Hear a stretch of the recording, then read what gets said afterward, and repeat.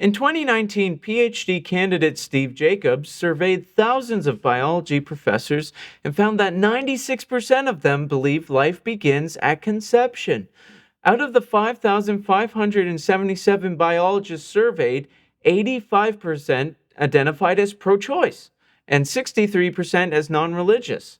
Now, Jacobs wasn't trying to support the pro life position. Instead, he found himself trying to explain how so many biologists could be pro choice while acknowledging life begins at conception. He wrote, philosophers such as Peter Singer and Judith Jarvis Thompson have outlined abortion defenses that recognize a fetus's humanity while also rejecting the argument that fetuses have rights. First, let's explore why murder is wrong. If your worldview says all living things evolved by random processes over billions of years, then it's logical to conclude humans are no more valuable than chimpanzees, trees, or insects. For the humanist, humans are the highest form of life and deserve the greatest amount of respect.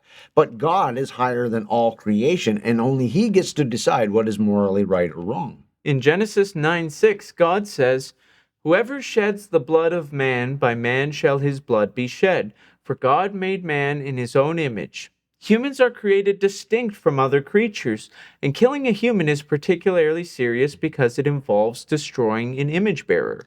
But then there's the fuzzy concept of personhood. Wait, humans are fuzzy? No, persons. But wait, aren't humans and persons the same thing? Apparently, not everyone thinks so.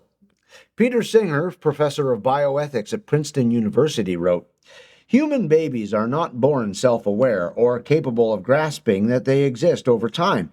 They are not persons, but animals are self-aware, and therefore the life of a newborn is of less value than the life of a pig, a dog, or a chimpanzee. It's ridiculous.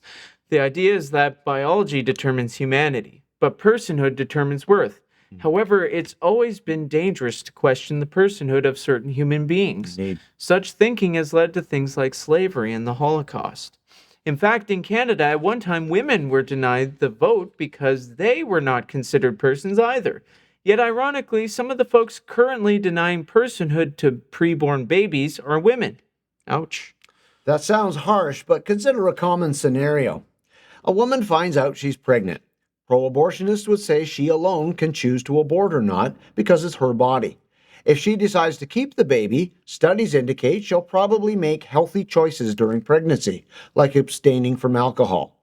Great. But is it for her own health, or is she taking her preborn child into consideration? Did anyone consider the child when she was deciding whether or not to abort? If not, what changed? Did the baby become a person because he or she is wanted by the mother?